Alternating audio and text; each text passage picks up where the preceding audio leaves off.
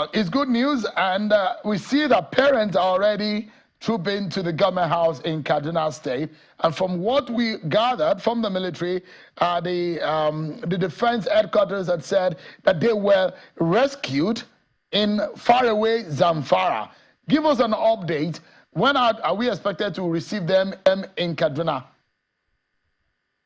Thank you very much, Sheikh. Again, as we are speaking, the children are here in Kaduna. And of course, they are here. And as we are speaking, in the next few minutes, I will even be with them because I saw them earlier.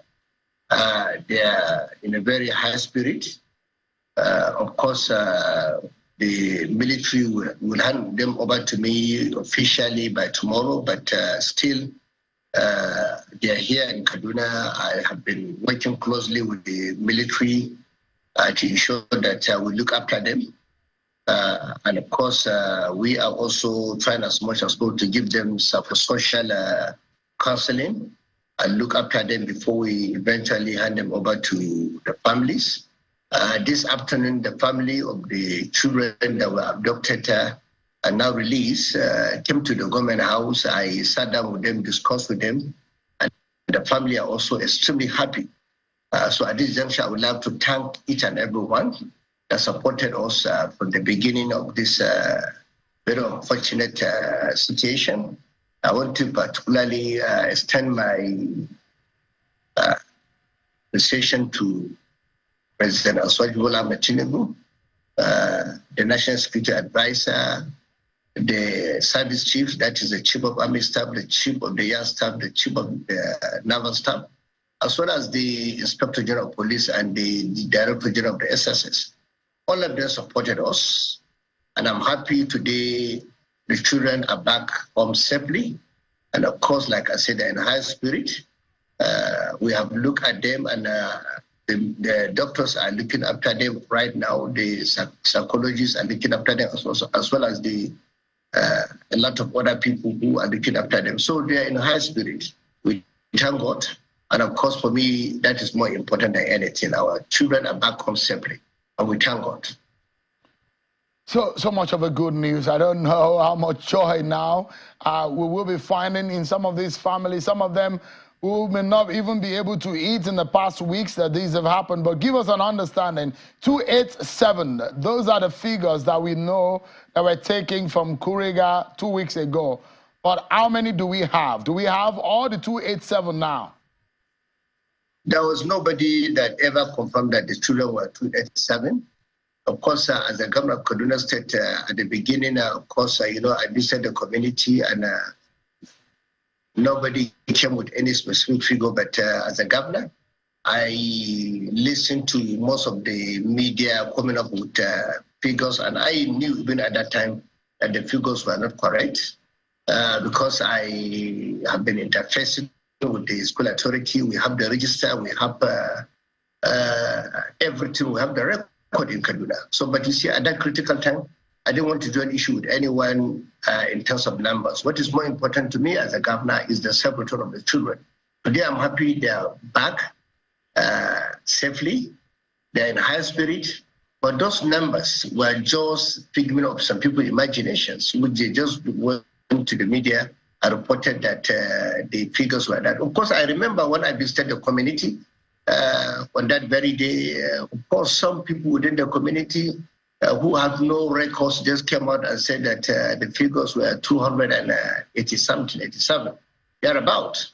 But of course, at that time, as a leader, I shouldn't bother myself about figures or numbers. What is more important is the return of the children. Today, I met the families with the children. They confirmed to me that the numbers given by the military are the correct numbers. So for me, it's more important because when some people who have no connection with the situation decided to politicize the issue, decided to try to undermine the effort of the armed forces, the security agencies, some of us ignore those kind of propaganda. But today I'm happy.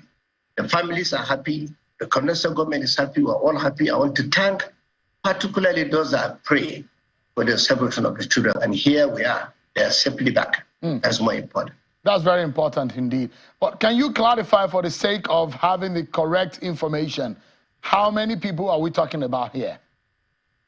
Of course, if you listen to what the Nigerian army said, exactly 137 children were released, and that is a number. But I can say here, sadly,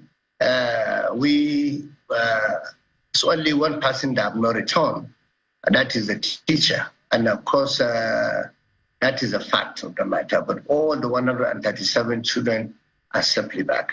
We had an unfortunate incident that the teacher couldn't make it because he had some complications. He was sick. That was what the report we got from the military and the security agencies. But the rest of the children, all of them, have come back home safely. They are with us. We are hearing that from the statement from the DHQ, the Defense Headquarters, saying 76 of them are females, 61 of them are males, and they are between the ages of 8 and 15.